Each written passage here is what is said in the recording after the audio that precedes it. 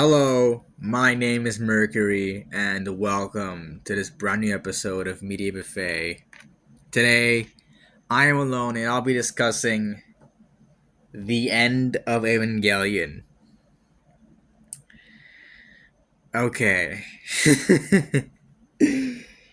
This has been a long time coming ever since I talked about Neon Genesis Evangelion. And I have dreaded this movie. Absolutely fucking dreaded this movie. Not because I think it'd be bad. No. But because the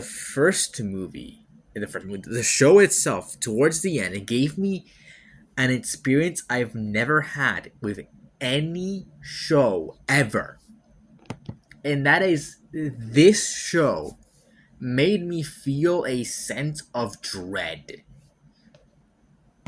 Like existential dread is what I felt when I was watching Neon Genesis, and it traumatized me. It fucking traumatized me. I am not lying to you. So getting to watch the end of Evangelion was a bit of a task in and of itself, because I was so traumatized watching fucking the first movie. And then I watched End of Evangelion, and Jesus Christ, I've never felt so fucking empty in my goddamn life. Yeah. I don't know why I thought that people were underselling what how depressing this movie makes somebody be. I am being dead fucking ass. This is the first movie that ever made me feel empty. I didn't know what I had just watched towards the end. I don't know what the fuck I'm doing with making this episode right now. Like, I don't know if this episode is gonna be 20 minutes or fucking 4 hours. I know it's probably not gonna be as long as the Neon Genesis Evangelion episode. Maybe I'll talk about more shit here. Because the problem is that this movie is an alternate episode 25 and 26 of the OG anime. Now, I don't see it that way. I don't see this being an alternate timeline to Neon Genesis Evangelion as a whole. I see this being a companion piece. Because what this movie does is explain why certain things happened in the last two episodes. Why how certain flash forwards or like flashes into the real world occurred.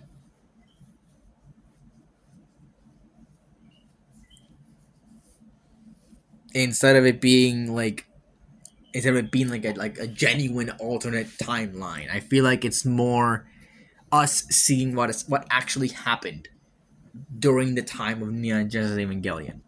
And I know that I mentioned that during the last time I reviewed this. I know that the specifics of why it ended that way are because they were running out of budget and they needed to do something for the finale. And I feel like what they did was actually really well done, and it was a really cool way of interpreting like how instrumentality was going to be. I like the ending of Neon Genesis Evangelion. I know a lot of people don't like the ending of the anime, but I do. I really like the ending of the anime as a whole. I feel like I feel like the end of Evangelion is what people wanted this show to, like the anime itself, to end on.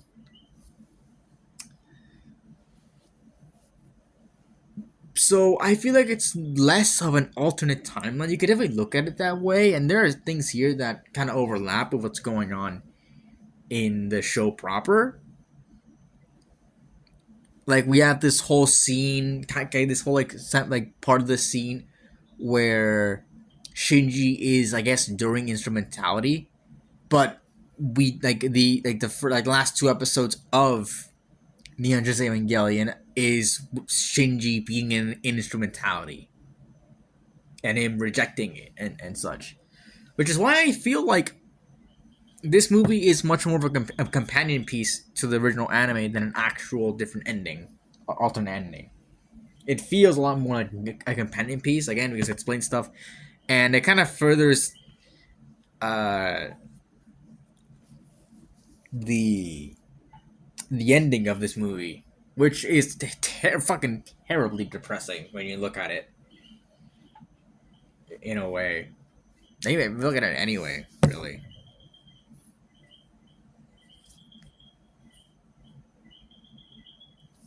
Um, but yeah, this whole movie was very depressing.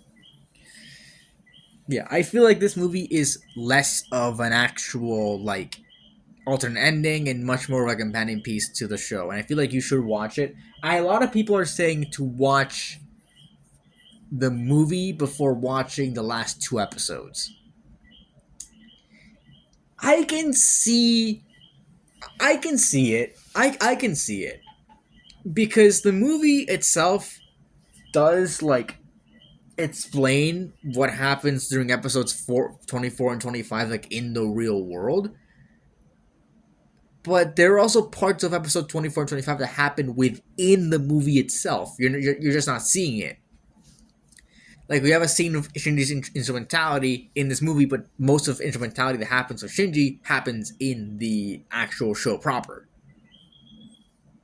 It's not in the movie.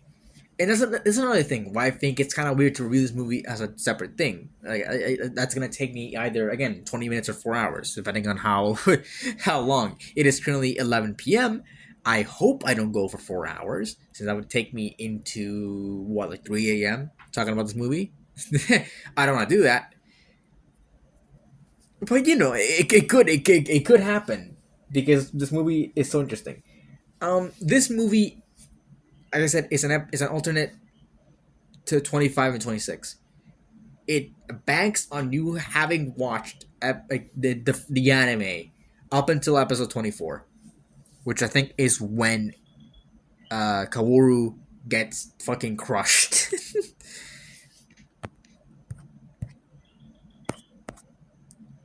So yeah, it definitely banks on you watching that thing.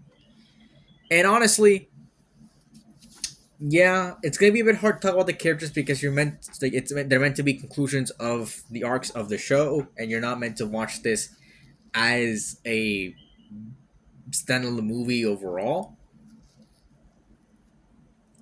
But I feel like a lot of people won't be looking at the movie called The End of Evangelion as a good starting point.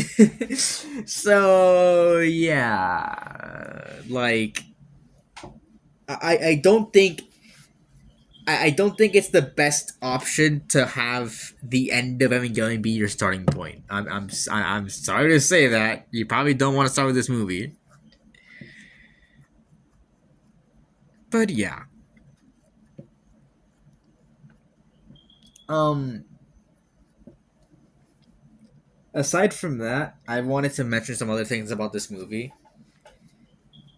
and it's that, like I said, this movie is one of the I think the only movie ever to ever make me feel empty after I watched it. And I know there's a lot of movies out there that make people feel empty after they've first experienced it and whatever. And I have never been a person that's ever felt much watching movies.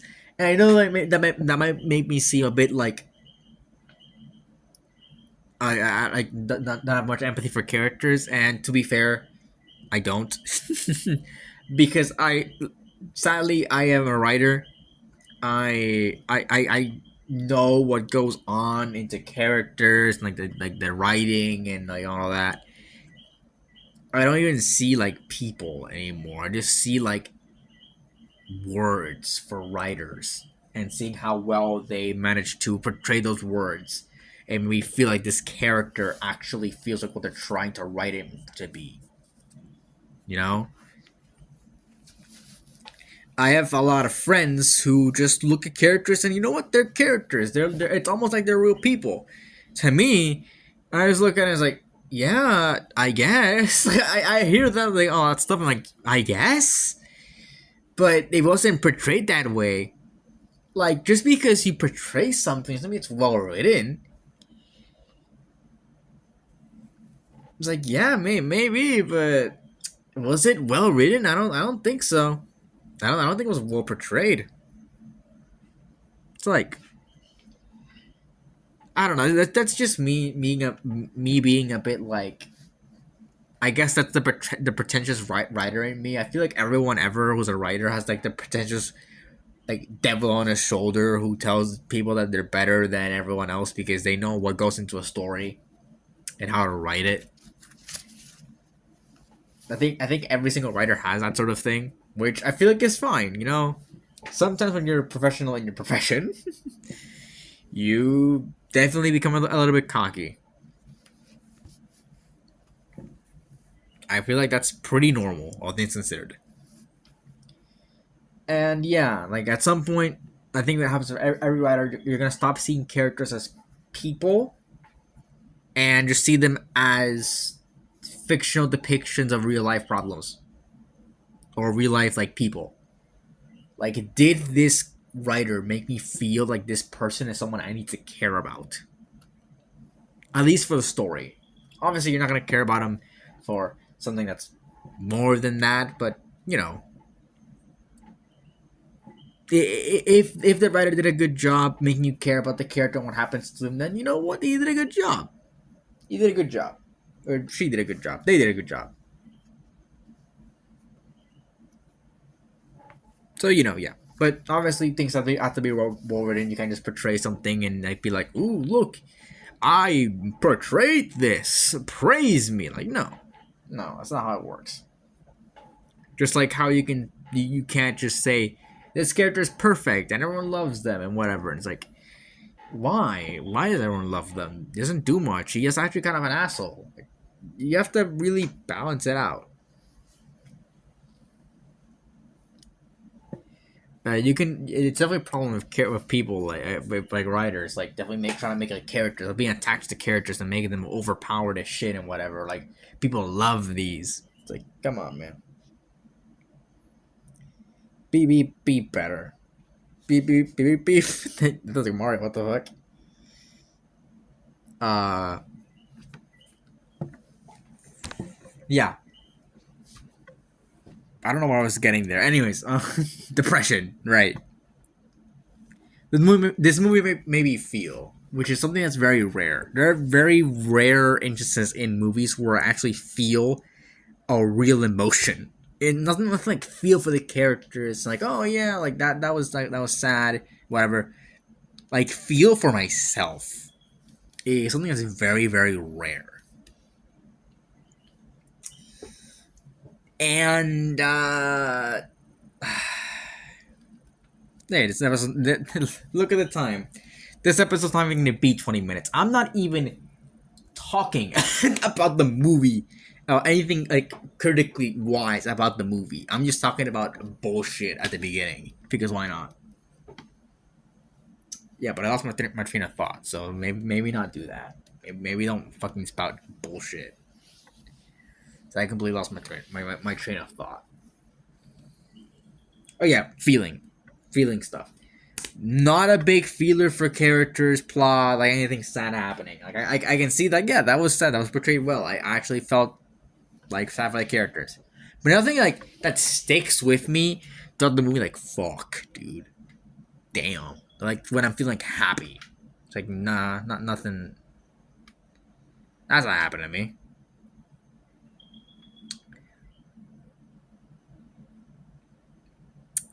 So, what changed, right? What genuine thing just changed for me? Um, quite a lot. Not changed. I don't think I don't think I'm gonna watch something after this and feel for the first time ever. You know, like feel something. But this movie definitely. definitely has that effect on people.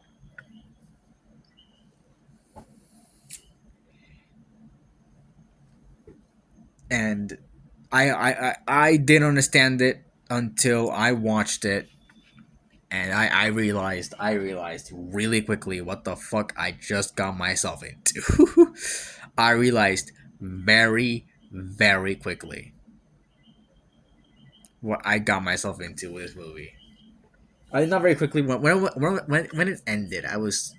It was the first time ever I ended watching. I finished watching something, and I just like sat there in silence.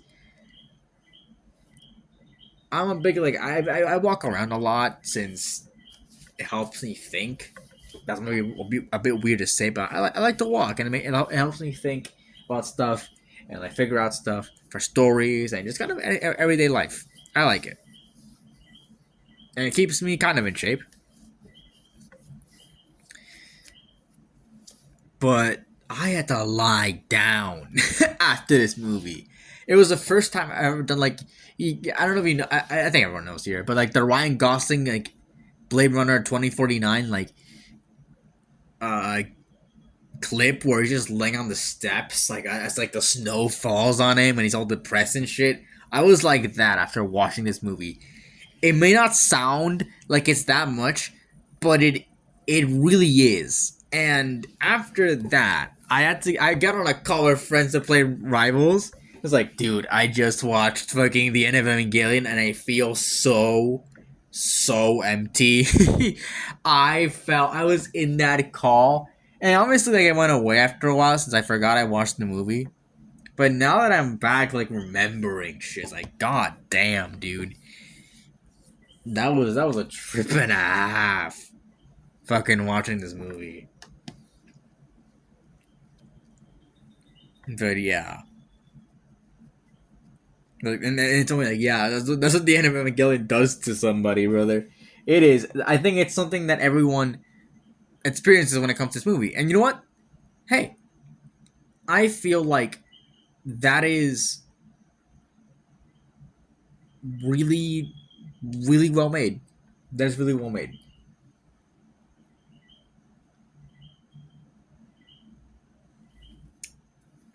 But yeah, I just want to get that out there. Uh, about my experience watching this movie. I know that I don't know where I would have put it. I guess in plot, maybe. I would have put it in. I would have put it in since it accounts with that and the writing and such. But the fact that I want to put it here since a lot of people like talk about it. I've seen a lot of people like say like the End of Evangelion ruins people. It's like yeah, I was a changed man. There is a post End of Eva Mercury, like a pre End of Eva Mercury, and a post of Eva Mercury, and we are in the post of End of Eva Mercury arc. We are here. We are in like we passed the threshold. I feel like there's a part in every single like reviewer or like anyone who has ever watched anything to watch the End of Evangelion and feel genuinely depressed and have their life completely changed. I feel like I want to write something that is equally as impactful as the End of Evangelion was to so many people feeling the exact same emotion. The exact same emotion. Pure, unadulterated emptiness. And it's something that I wish I would feel again. I don't know if I'm ever gonna feel this ever again. And the reason why I'm hoping for it because I want something else to be as good as this because this is damn good. This is damn good. This is a damn good anime. This is a damn good movie. It's just good. It's just good. So yeah. Without further ado, let's get into the actual movie itself.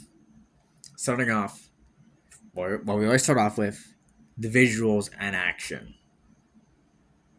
Um, the movie itself doesn't deviate too much from the anime and how the anime looked like. And it's not like the anime looked bad. It looked bad. The anime looked really good. The anime itself looked really well made. but there is no change here. That's fine. Um, I don't expect it to change that much throughout like the production of having the anime like finish off in 1996 and the end of Evangelion being a reaction piece to people not liking how Neon Genesis Evangelion ended. And you know what? For them making it in like I guess the short time something that they did, or I guess receiving the funding and all that and all that stuff, they did a pretty good job. They overall did a pretty good job. I have no idea where the fuck I put all the. Where is the Neon Genesis stuff? Hello? Oh, right. Yeah, it's like right here. Never mind. Not there, not there. Right here. 1995. Let's look here. Yeah, Neon Genesis Evangelion ended in March 27th, 1996. So, and the movie that came out July 1997. So it was like almost a year. Like a little over a year between the two. So I can never seeing being a reaction piece and never seeing the funding and the funding since Neon Genesis Evangelion was such a big thing that they received the funding and all that to make the End of Evangelion, which in reality I know why it's the same quality as the show. Obviously, like I said, the show is high quality in and of itself, but the reason why is because this is basically just two very very long episodes of the show. It is two 40-minute episodes of the, or I guess it would be like four 20-minute episodes, which doesn't really make any sense since it's divided into two episodes. So back to it, it's two 40-minute episodes. They have the credits in the middle of the movie. I saw a review from who is it? It might have been Schaeferless. I hope I'm saying that right. Schaeferless, or I'm not sure who it was. Actually, no, I'm thinking about it. Not sure who it was. Might have been Schaeferless. Might have been. Might have been Adam Bolt. I'm not sure. I think it was Adam Bolt. Very nice of them to provide an intermission so you have time to scream. Yeah, you fucking said it, man.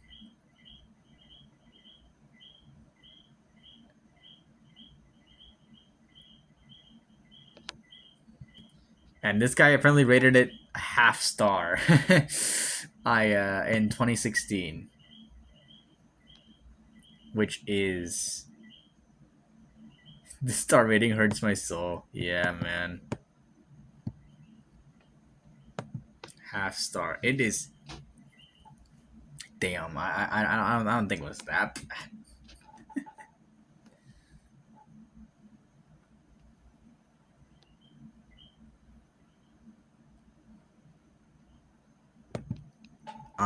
Yeah. Yeah. Even though he gave the movie, even though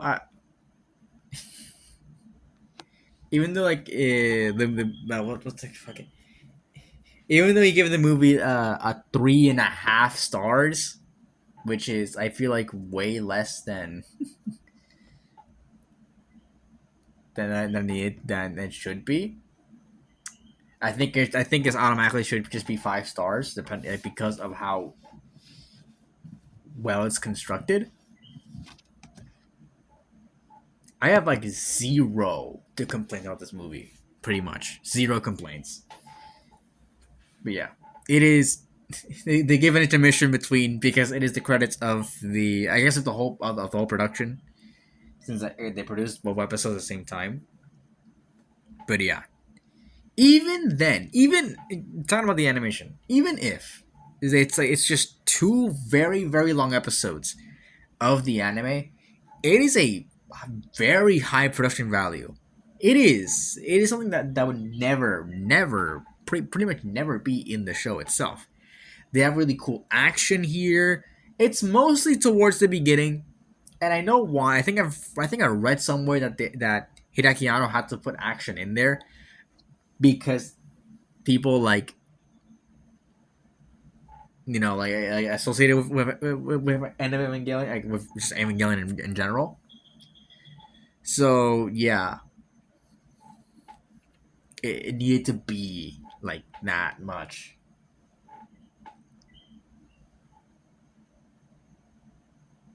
Like, it needed to be like very like action focused towards the beginning, since episode 46, episode 26 is when the third impact happens, and that one's mostly just that one's mostly just kind of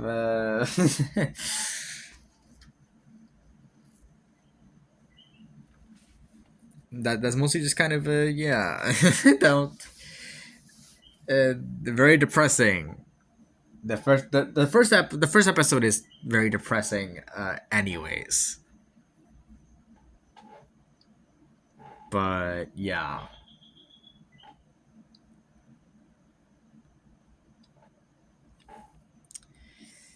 But, the visuals itself, like the actual animation, is very very well made. Like it's even better than the show. I think it holds up even today. So like having hold up pretty well is really really good. And I do really like the visuals here. There is not a lot of action, and I do feel I it does feel like the action was kind of put in here just to have action, but it's very well made. They put a lot of effort into it. I it never felt like it was totally tacked on, but definitely it was a very big dichotomy between what was episode 25 and episode 26, like at least end of Evangelion episode 26, 25 and 26. There was definitely a big dichotomy between those two, and how action packed they were. Because well, the the end of Evangelion, it's it's not supposed to be the most action packed thing ever, but I feel like, and also the action does give a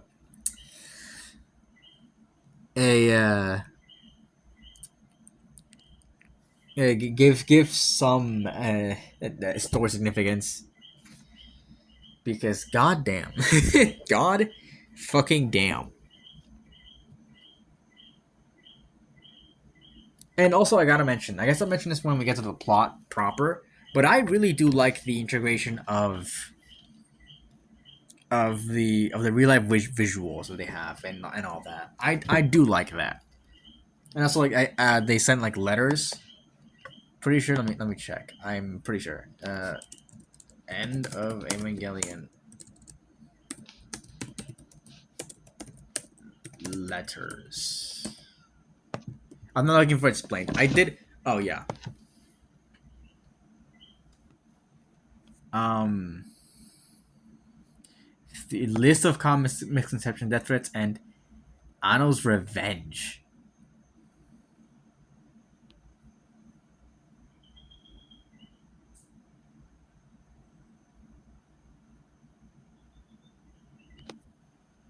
A canon commentary series. What is canon? Mario Kaworu's timeline traveler. Okay.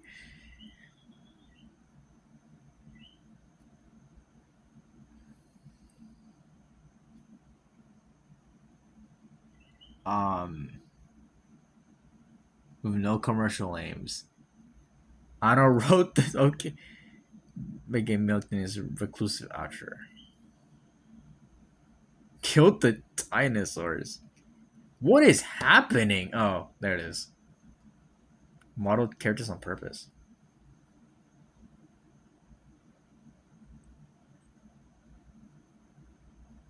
Um.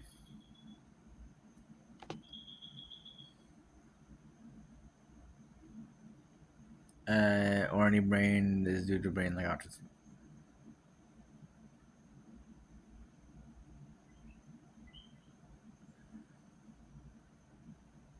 Yeah.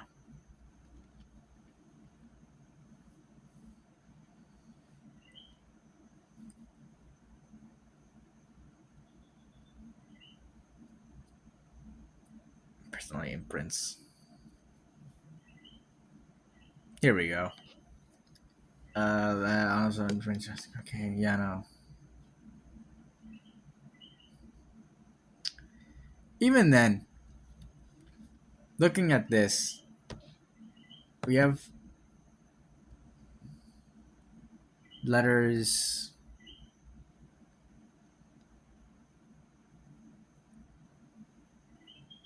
Not death threats, mostly those from genuine appreciation in some cases.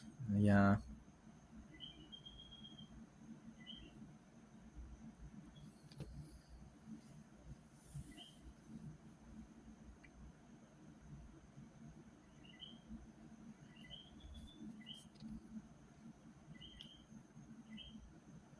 Yeah, some people.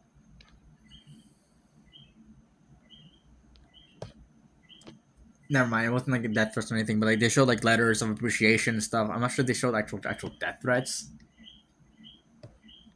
It was just it's a misconception, but yeah, good to see that's not what happened.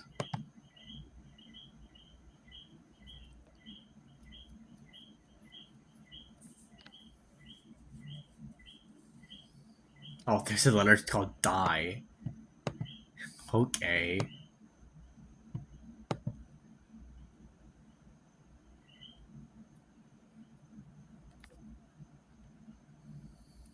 There are death threats. Okay, damn.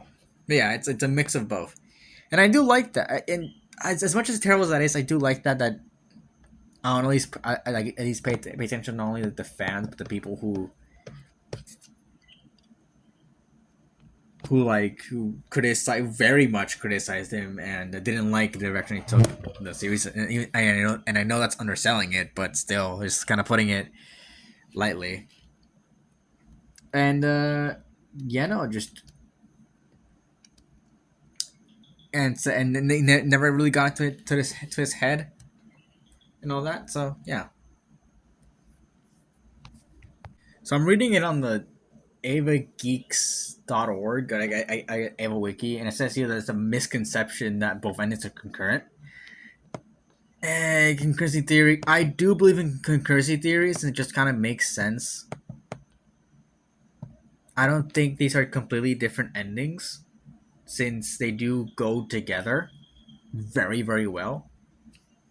Even though they're remakes, I don't feel like they're even remakes. And sure, I guess, but there's so many ways you can take like Evangelion, even though these people do consider it them to be separate, and I guess a replacement ending. I don't feel that way. I really don't. I feel like End of Evangelion is very much complementary. Sure, does it fit together perfectly? Probably not. But it is what probably happened. Not, I guess, not perspective in the same events, but it's definitely like episodes 25 and 26. Like at least 25 and 26 of the original anime definitely do happen during 26 episode 26 of, I guess, the remake ending. And episode 25 is what happened between episodes, like episode 25 and I guess the first few of episode 26 are what actually happened. Like the first few like minutes of episode 26 are what happened before episodes 25 and 26 of the anime. If that makes any sense. You can definitely fit it in there.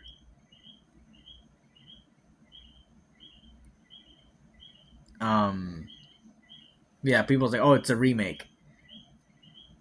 Multi-ending. But the problem is, I don't feel like the problem is with this with them thinking it's like with them like saying it's remakes and not really like going into it, saying it's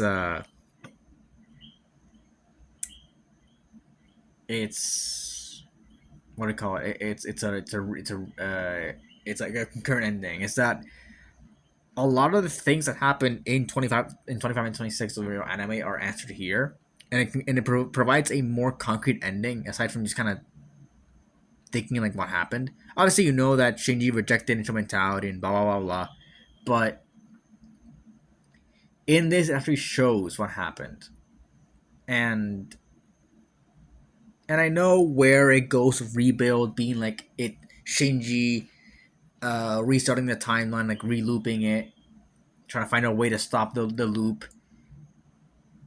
But the problem is that rebuild is so different from the original that I don't see a world where it's even like that rebuild that End of Evangelion is a different loop than what we got in than the original.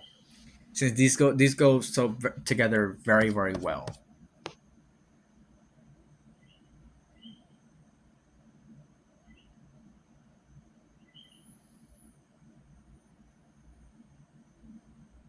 Um,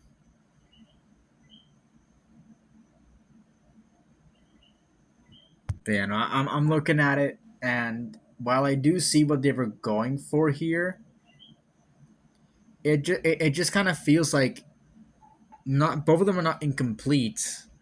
Like they're both their complete endings. Just like they both go together as endings. Like End of Evangelion is what actually like happened in real life, and the episodes 25 and 26 are what happened during instrumentality. You don't see both outcomes in in either. So yeah, like I don't know. I don't know. We're still in like generally the visuals in action, but yeah. Anyways, I've kind of harped on it too much. Let's get into the characters. Because Jesus Christ, we're almost 40 minutes and we haven't even gone into the characters yet. So yeah, let's talk about Shinji. I there's a lot. There's a lot to talk about Shinji.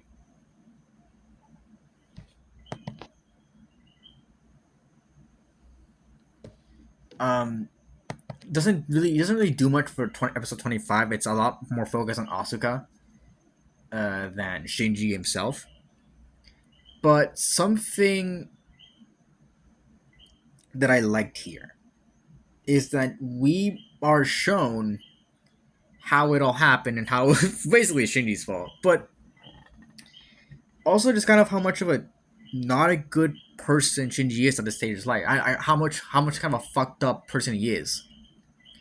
Obviously, there is no talking about this movie without talking about the hospital scene, which is certainly a scene to talk about. But it shows kind of how fucked up Shinji is, and he's a teenager. He doesn't excuse the things he did, but he's a teenager. He's not thinking straight. He's very depressed, trying to find relief in anything, and he did that, which I wouldn't go that way. I don't think I would ever get going that way, but he is not mentally well, and you're kind of meant to see it that way. He is not mentally well throughout any point in the movie. He's sad about Kaworu. He's sad about Asuka. He breaks at the end of episode 25, which leads into Third Impact, since he was like the only thing preventing it, pretty much. Since what they needed was a soul of since what they needed was Ava Unit One, and the connection and the well being and the connection would have stopped Third Impact, but since Shinji was so broken down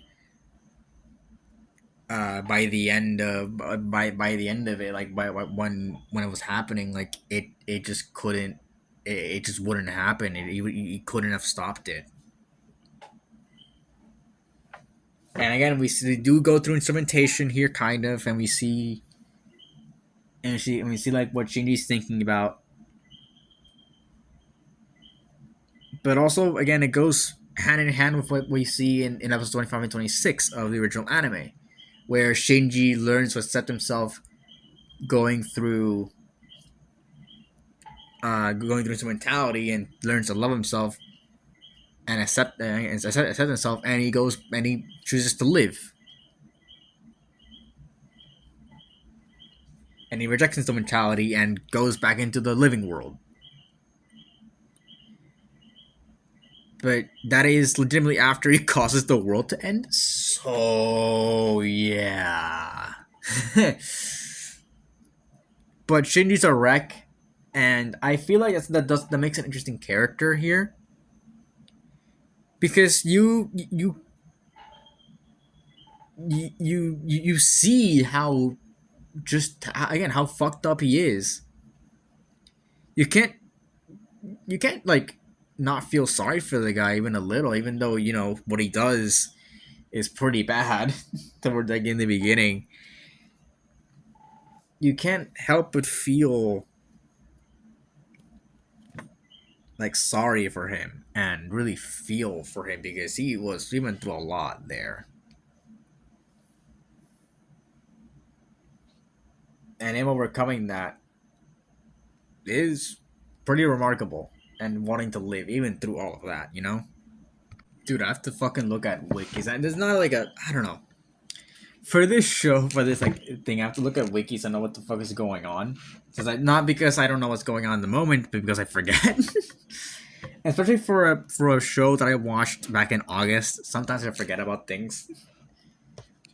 But yeah, I think Shinji's handled really well because you know of how fucked up he is, and you know how it leads to his character becoming the way that he is towards the end where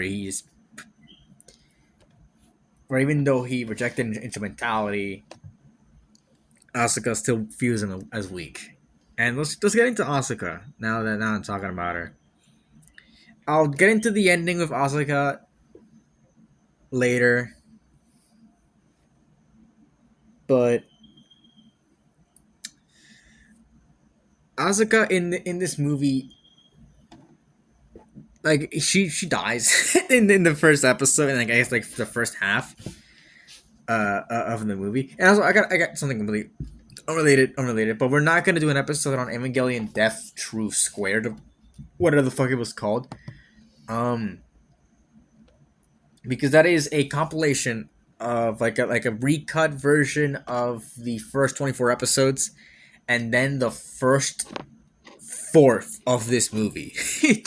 Like, no, we're not doing that.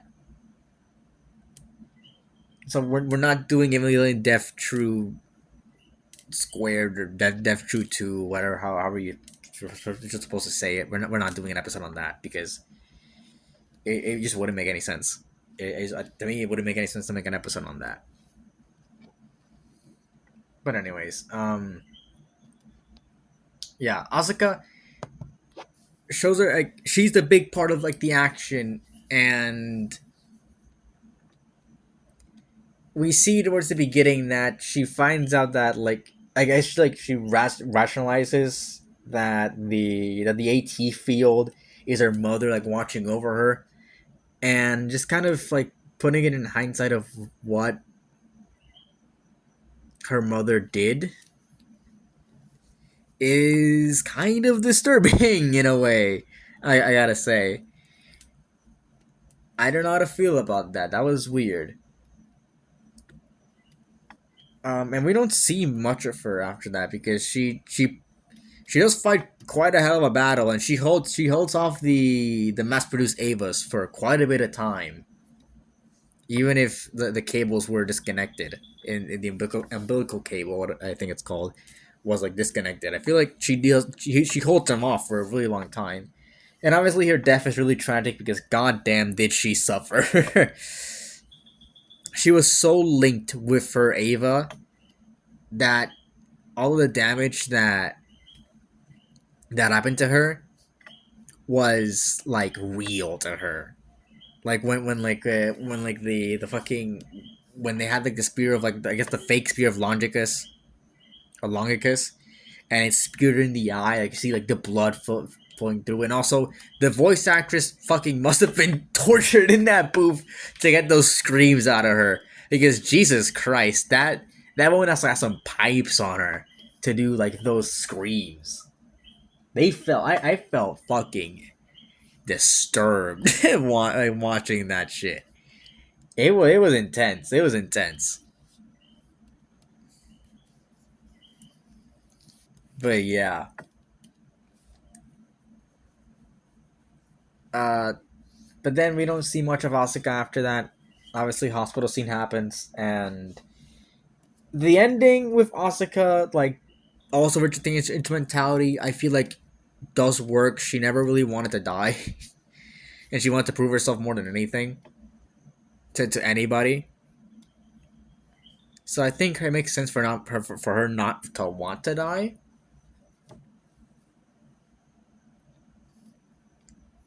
Um, but yeah, but then we get the ending of her and her saying disgusting to Shinji after he fails to choke her out, and also like the scene towards like the instrumentality stuff where we see like Asuka kind of like confronting him and things, and also calling him like weak and pathetic, which became a big meme. And I know that was that. It was kind of funny seeing that, and like at least right now, like after seeing like so many memes of that. But yeah, um, that's not the point of this scene. It's meant to show like Shinji's weakness and how he overcomes that towards the end. But that's beside the point. The ending, it can be interpreted in so many ways that I don't know where to even begin to say for Asuka's character. Obviously, it could be a response to the hospital scene. A lot of people really like the not like but like but the idea of of Shinji and Asuka being like the new Adam and Eve, which weird. Uh, I don't think that's right because of again what Yui says, or I guess Ray says towards the end, where it's like anyone can return to human form. Probably that wasn't gonna happen. I don't see that happening. There is a lot of theory analysis for like the final scene in Evangelion.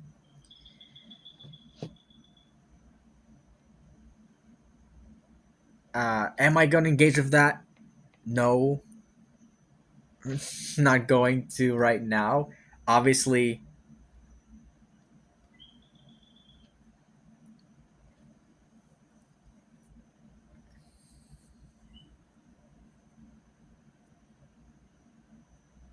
um,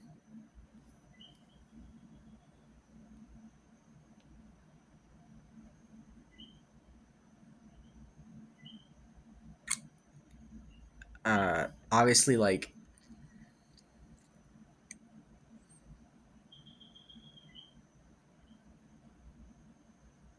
what do you call it?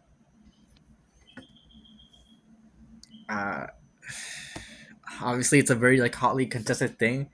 Am I gonna get into that? I guess that no, because I have no reason to. But it's very important to talk about the ending because it is a very open ending, and you're supposed to think about what happens. I guess that is either a response to the hospital scene because during instrumentality, obviously, all those thoughts are melted together, and there's no secrets held kept from anybody. So obviously, Asuka would probably know what she did if she didn't already.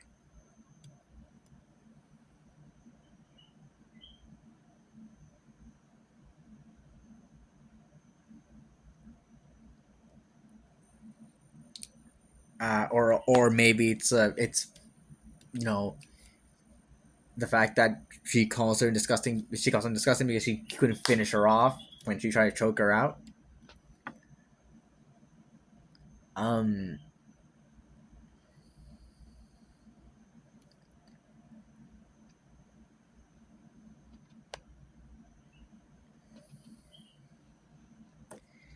it's so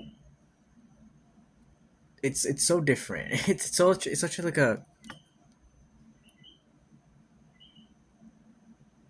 it's such like a weird ending to really talk about. I know we should probably talk about this in the plot, but I want to talk about it here since it's very like towards Asaka's character and why she said that. I don't know. I don't know what it could mean. I don't think anyone knows what it could mean. There's a whole page here on AvoGeeks.org, which says Steven Analysis final scene in End of Evangelion, since nobody can figure it out.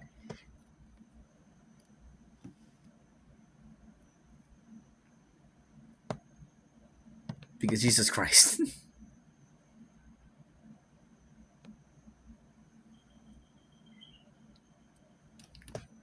But yeah, I do think Asuka's character is handled pretty well. Obviously, it's a continuation of the show, so you have to kind of factor that in. But yeah, uh, it definitely ends off with her proving herself to be a very competent pilot, and that's good and good. That's good and good, cool and good. But obviously, it's a lot less. It's a lot more depressing when she dies and Shinji screams. That's also a blood curdling scream that I'm surprised that they didn't have to torture. I don't know what they did to get those screams out of those people. It did not have to be fucking ethical. Yeah. Next up is Ray.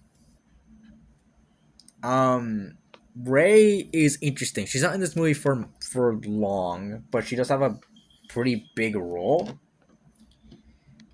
where she's the one that's supposed to carry like Lilith's soul or something, and she's supposed to combine with Lilith to make to start Third Impact. But but she's depending on Shinji, and there's a whole thing about like Ray being like very controlled by Gendo, and Gendo wanting his own version of instrumentality through using Ray. And Ray gains sort of an independence here where she gives the power to Shinji and his ego to start Third Impact, which obviously like it's seeing if he would start Third Impact, which obviously backfires tremendously. Since all that happens, but I'm pretty sure that Ray and I guess Lilith by extension would have known that it wouldn't have worked. Yeah, Ray is very much a part of the movie, like drawing instrumentation and being around Shinji and kind of teaching him about it. But aside from that, aside from like the very big moment where she kind of breaks away from Gendo's influence, there's not a lot to say there. But again, like it is a continuation of the show, and throughout the show, like Ray gains a lot more humanity and a lot more care for Shinji, and a lot more distrust and distaste for Gendo as a whole, and learning like what happened. So yeah, it's a very good continuation of Ray as a whole, especially since we didn't see what happened to Ray or Asuka, at least not a lot, in the official ending for the anime. And speaking of Gendo, let's talk about Gendo. Gendo definitely didn't align with Seal, and that's something that was very much put into place throughout the show. That Gendo didn't really like Seal, or didn't eventually didn't align with the same thoughts as Seal. So he wanted to start instrumentation on his own. That's why he had Ray, and then again it backfired. So he got what he deserved for trying to manipulate gods, I guess. And because I guess like relieving everybody, using his own family for manipulation, like it. He was kind of an asshole, and not even kind of. He was an asshole, and he got what he deserved in the end. But what I'm really interested to see is like, is he going? Like his death happens during instrumentation, like not during, but during the Third Impact. Not during instrumentation. It happens while Third Impact is happening. What we're interested to see is like, is he? I guess one of the exceptions to people who won't be able to reincarnate. I guess not reincarnate, but like return to life. Since pretty much it was Ray who like betrayed him. And Ray like combined with Lilith and Shinji in a way, and with Ava. since since like Eva Unit One did have Yui's spirit. It was like the holy trinity that they needed. Um, but yeah, no, it was. I'll have to remove this character. This doesn't do much. But Gendo like dies before he gets like taken by Lilith. So how does that work?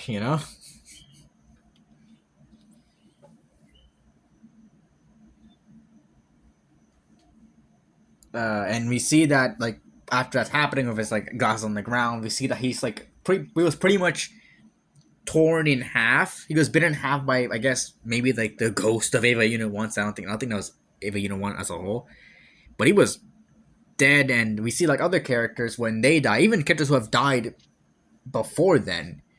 We see that with we see that with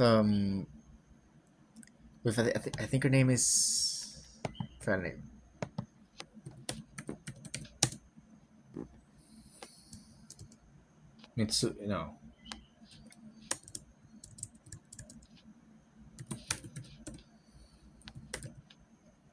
Misato, right? With Misato. You see that Misato, where even though she was fucking again kind of cut in half by the blast that killed her, we see that her body itself was transformed into LCL, and I'm guessing their soul itself was transferred into the big cloud in the sky. Same thing happened with Ritsuko, where her her body, even though she was shot to death, did also become part of the thing. Or at least is implied to have become part of the big amalgamation. So yeah, but with Gendo that doesn't happen. So I'm guessing that what maybe is the case that it's Rei kind of taking revenge, which I don't see how that doesn't work. But I don't know. Like, there's a lot of like End of Evangelion is a very big like interpretive movie, where you're definitely meant to have your own conclusions. I'm not sure where the ending's supposed to lie on that on that front. I feel like there's a lot of ways you can take the ending, and I think all of them make a lot of sense. Not and some of them less than others, and I feel like some of them have less significant meaning. But yeah,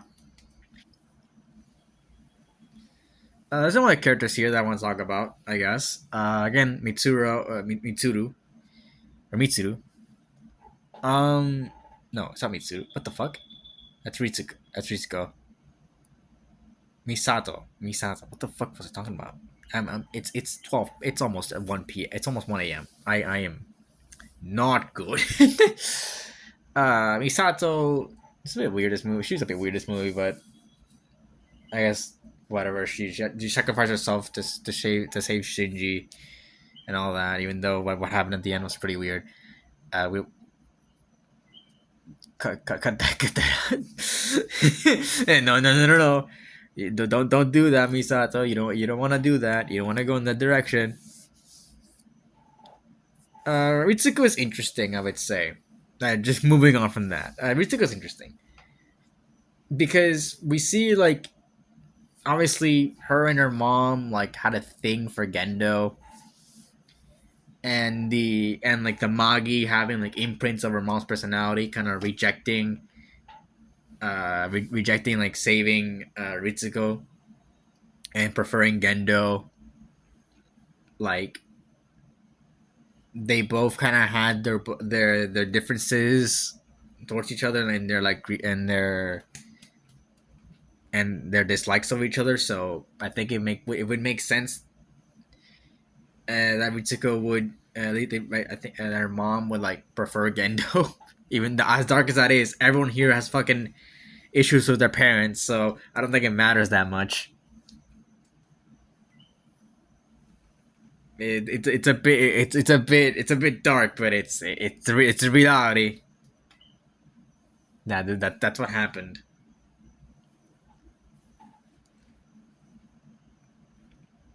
Are there any other characters here? I don't really think so that I can name on top of my head that I really want to talk about. So let's just move on to the plot. I know I've talked about the plot quite a bit here, especially like the ending and like the whole thing, and how I think that the movie itself is a complementary piece to the ending of the TV show and how they're both connected. Even though I'm probably wrong because the staff itself thinks like they kind of say like these are two different endings for the same show, and you know what? You can have two different endings. That's fine, but they have to be written differently. For it to be for it to feel different, they have to be written differently. And the problem, again, like I said, the problem is that these two go so well together that you think that they were written to be like complementary for each other. They complete each other, but they're both two different complete endings. That's what I feel is the best way, and I feel like they should just take that because it just makes sense. It just makes a lot more sense for it to be that way instead of just kind of like, oh, there are two different endings. It's like, okay, but you never learn what happened. Like if there are two different endings, you never learn what happens to Tasaka.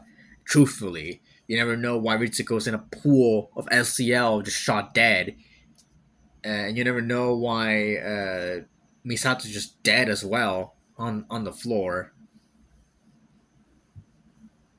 This movie does give an explanation as to why this is happening, or at least episode 25 gives an explanation as to why this is happening. And obviously, like what happens on instrumentality and why instrumentality happened, this is all explained in this movie. So that's why I feel like it's it's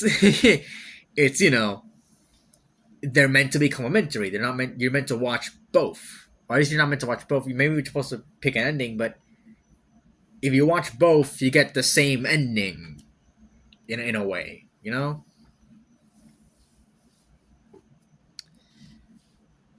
So yeah, but I want to talk about I want to talk about both episodes separately.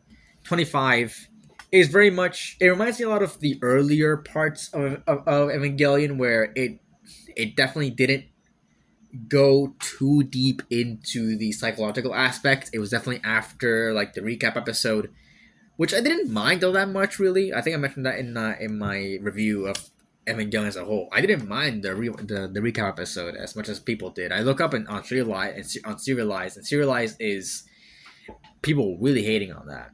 And also, speaking of reviews, if you follow me on Letterboxd, you would have seen that my review of the movie. First of all, of course, my rating of the movie, but also you've seen that my review doesn't really talk about much.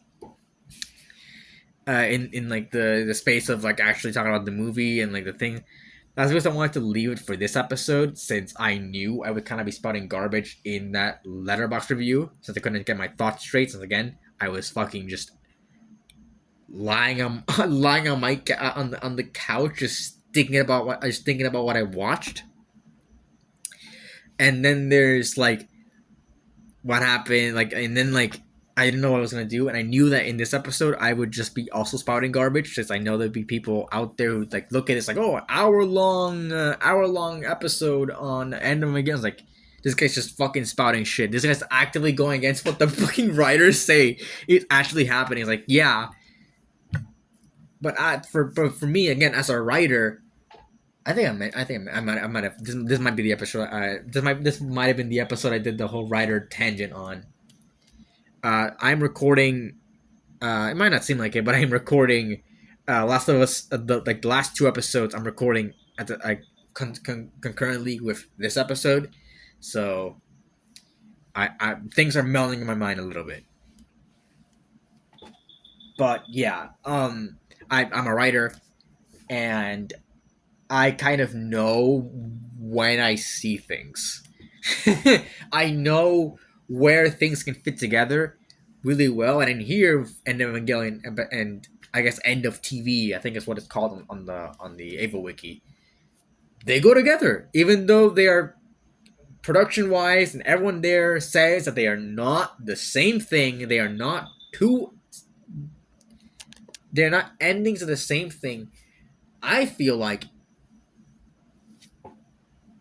I definitely feel like they should count as the same ending. Maybe not the same ending. Maybe you don't need to watch both. I don't feel like you need to watch both. But if you were to watch both, you know, it would be you would get the full you would get a much fuller experience. They are not incomplete without each other, but they provide I don't know how to say it. They're not incomplete without each other, right? They are two endings that stand on each other's feet, like stand on their feet and don't do much.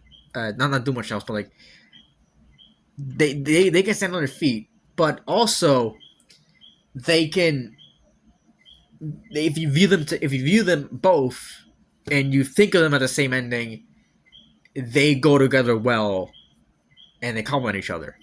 That's what I think. That's what I think. I don't know about anyone else, but that's what I think. So yeah. Um. Anyways, episode 25. Again, it reminded me a lot of like the early Evangelion, being a lot more action focused. But it still had that little piece of psychological warfare that this show that decides to throw at you with Asuka dying and you feeling really bad about it, and also Shinji's whole fucking shindig. Yeah, that was something.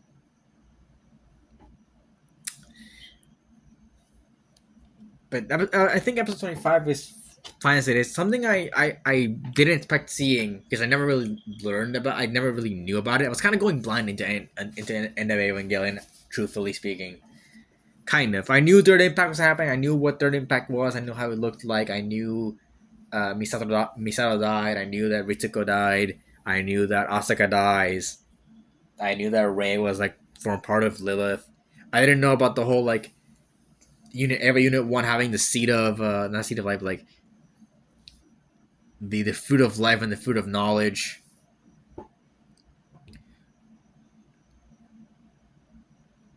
That was something. But yeah, a lot of things I didn't know.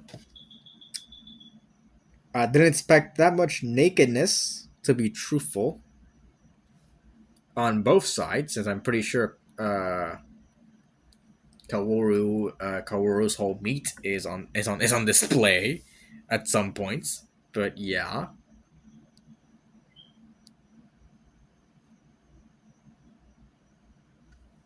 didn't expect that much nudity. But yeah, that was both episodes really. 25 was really good. 26 is definitely the weirder part of it, where you're supposed to go like, "What the fuck?" Like 25 is what the fuck. Episode 26 is like, "What the fuck?" And then you're left at the very end, and you feel empty, and you don't want to do anything till the end of the day. Yesterday, I could not finish doing episodes.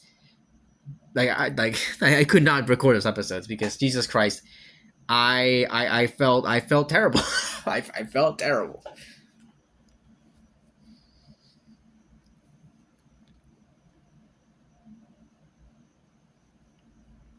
But yeah, 26 is just also it's just really good. I like it a lot, and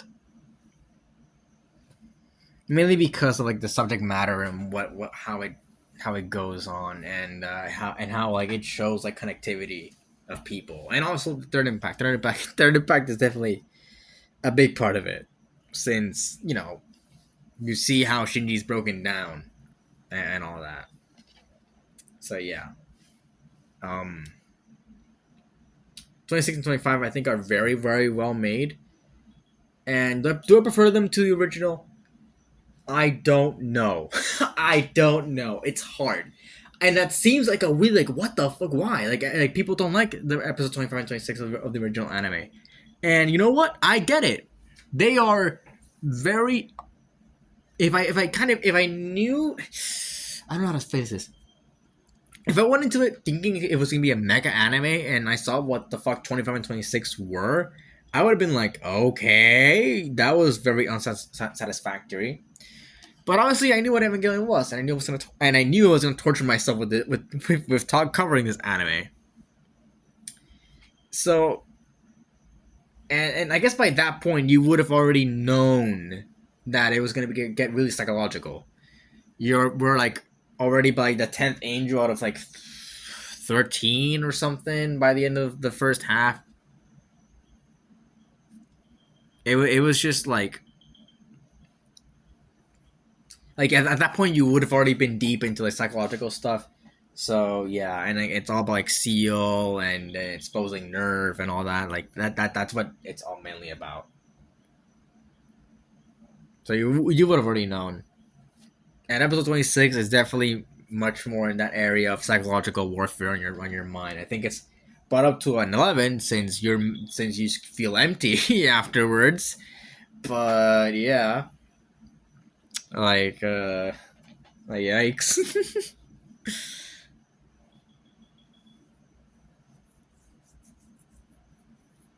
But yeah, 26. I think they're both really well made, and they both carry the message really well.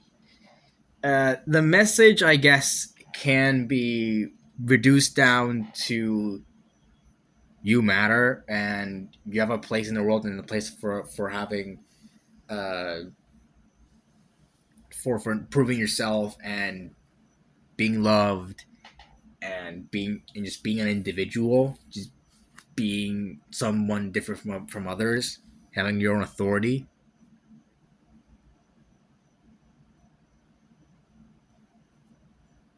And it's definitely an interesting way to portraying this way, since we have instrumentality and how everyone's like different, and how obviously there's this whole thing where everyone's gonna become together, and Shinji rejects it because he realizes like his own self worth, at least in the TV ending, which is kind of lost in the end of Ava, which is what I'm saying. They're both complementary. They both go together. Whatever, whatever. I guess fuck me. But it's definitely an interesting way to take this message. It's a very dark way because it's a lot of like issues, and obviously, yeah, if issues, parenting issues, we're trying to prove yourself, very tethered to your parents. Ray being like very tethered to Gendo, and being very tethered to his life and all that. Like, it's definitely a interesting way to have to have like the whole individuality uh message, but I think it's done really well. And I feel like that's like the big part of it. Like, you are your own self. You have your own. You make your own decisions regarding your life. So yeah,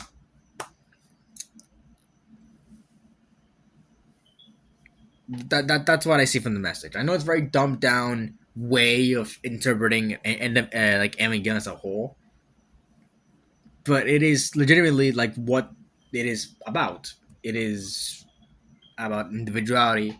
It's about like the human spirit and how it's different from everyone else. How everyone has their own problems and have their own mind. And some like yes, it would be nice. Would it be beneficiary if everyone knew everyone's problems and could solve them? Maybe, but privacy is also something that people need, and they need to solve problems of their own. And like having the power to solve things on your own is also something that people need. Sometimes people would just be alone, and they do need to be self-sustainable. That might be a bit weird to put in here. It's not about individuality, like mental individuality at all. But proving yourself is something that is part of that. and prove yourself you can be on your own and not have to keep seeking validation from anyone else. You prove to yourself, not to anyone else, and that's what mainly it's all about. Shinji has very big self worth issues, self esteem issues. Ray again is treated like a is treated as a an emotion, someone who's having emotions, who's mostly used for the Avas. Asuka wants to prove herself as the best pilot and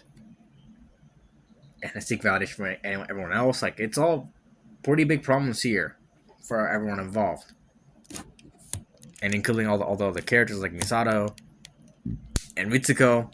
Yeah, and I feel like this movie itself concludes the message and provides it in a way that I feel like is very satisfactory and provides it really well. So yeah,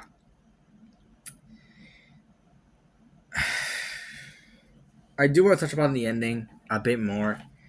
Like I said, it can be taken a lot of ways. I don't know which way to take it, and that's going to be up to everyone else to take the ending how they want to.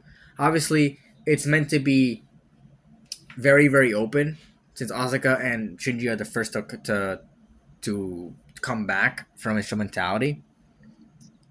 And you're meant to think, like, well, what's now?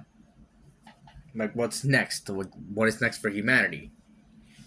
And like, what did Asuka mean and all that. Like, I feel like the open ending is very, very it's something that like needed to happen, and I guess there was also an open ending for the original series.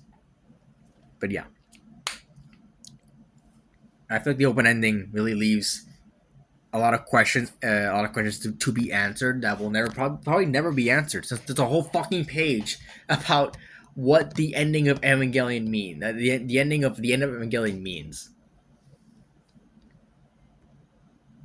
So you know.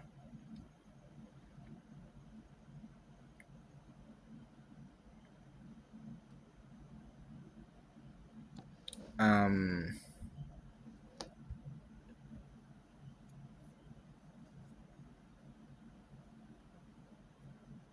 I don't know.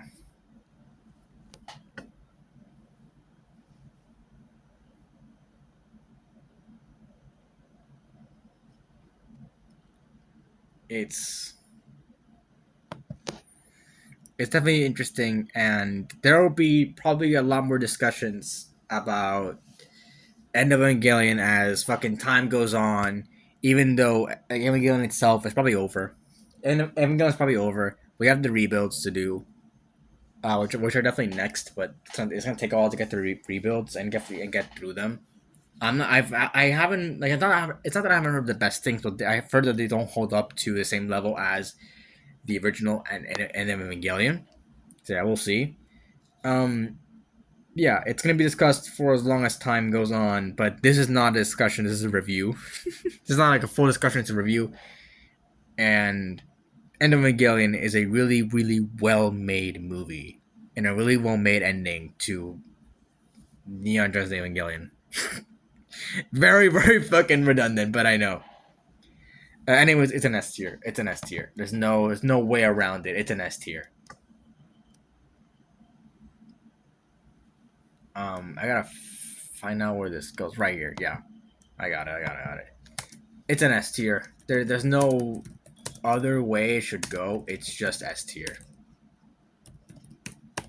So yeah. What did you guys think about the end of Evangelion? Leave in the comments below, and if you want to get into a fight about what I said, if you enjoyed this hour and 20 minutes of me spouting fucking bullshit, probably bullshit, about the entirety of this movie, feel free to talk about it in the comments, since I know this movie is very divisive, especially towards the subject matter. But again, this is a review. I'm talking about the movie as an objective movie and how good it is, and it is very good. Like I said, it's an S tier. But yeah. If you thought anything about it, leave in the comments below. If you have any theories about what the fuck this movie means, leave in the comments below. If you want to argue with me in my points, leave in the comments below as well. If you want to give us your feedback, you can like or dislike the episode on YouTube, whichever you prefer. and you can rate us on Spotify. If you want to stay up to date for content, subscribe on YouTube or follow us on Spotify. But again, or on whatever platform you listen to podcasts on. And if you want to follow us on any socials, they're all in the description, including mine and all of my review sites where I post other reviews for things related to or things that can be covered on the podcast. So yeah, that's about it. See ya.